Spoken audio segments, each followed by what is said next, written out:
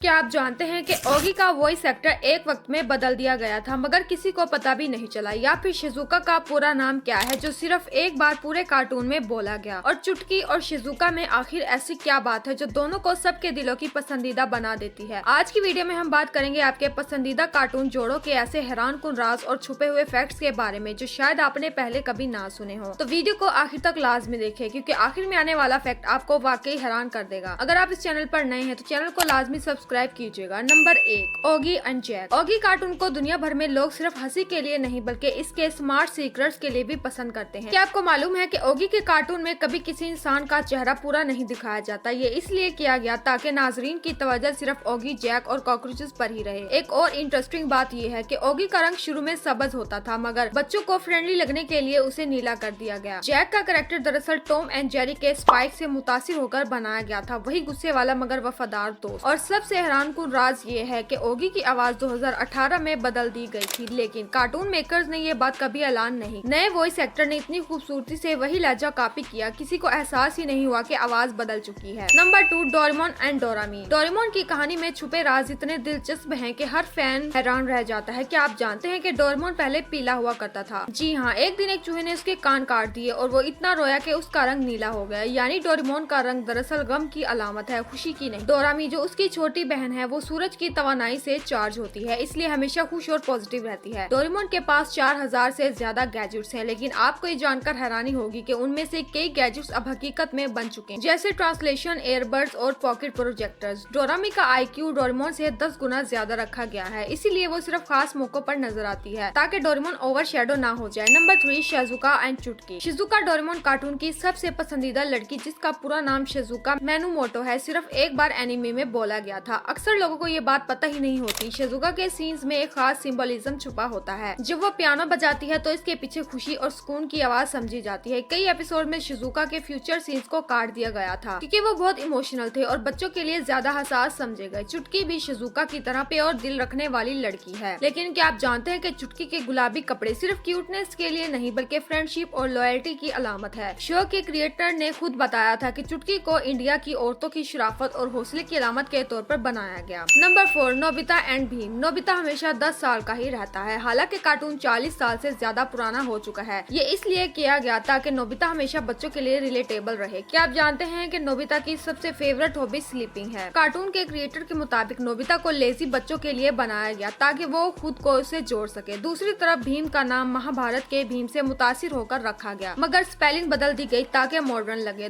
ढोलकपुर असल में किसी शहर पर मुबनी नहीं बल्कि एक मिली जुली ख्याली जगह है। और सबसे इंटरेस्टिंग बात यह है कि भीम के लड्डू असल में प्रोटीन बॉल्स कहलाते थे मगर बाद में सिर्फ लड्डू रखा गया ताकि बच्चों को अपने घर वाले लड्डू याद आए। Number 5, Ben 10 and power puff girls. Ben 10 की घड़ी ओमनीट्रिक्स दरअसल एक रिजेक्टेड रिस्ट वॉच डिजाइन पर बनाई गई थी। कार्टून के क्रिएटर ने बताया कि एक कंपनी ने घड़ी का डिजाइन रिजेक्ट किया था तो उन्होंने उसे एक एलियन गैजेट में बदल दिया और यूं बेन 10 पैदा हुआ। क्या आप जानते हैं कि ओमनीट्रिक्स में 1 करोड़ से ज्यादा DNA सैंपल्स महफूज बताए गए हैं मगर शो में सिर्फ 10 दिखाए जाते हैं ताकि बच्चे आसानी से समझ सके। अब बात पावर पफ गर्ल्स की। इन तीनों के रंग दरअसल 3 केमिकल से जुड़े हैं जो प्रोफेसर यूटेनियम ने एक एक्सपेरिमेंट में गलती से मिला दिए थे। ब्लैसम के सर पर जो हेयर बो है वो लीडरशिप सिंबल समझा जाता है, जबकि बटरकप के डायलॉग्स कार्टून इंडस्ट्री में सबसे मुश्किल माने जाते हैं क्योंकि वॉइस एक्टर्स को हर लाइन गुस्से वाले अंदाज में बोलनी पड़ती है। नंबर 6, मोटू पतलू। मोटू पतलू की कहानी असल में एक 1960 की उर्दू कॉमिक लॉर्ड पोर्ट से मुतासिर होकर बनी थी। जी हाँ, ये इंडिया की सबसे पुरानी कॉमिक सीरीज में से एक थी। क्या आप जानते हैं कि मोटू की आवाज देने वाले शख्स ने कभी एनिमेशन देखा ही नहीं, वो सिर्फ लाइंस पढ़ते थे और एनिमेटर बाद में इनके एक्सप्रेशंस बना देते थे।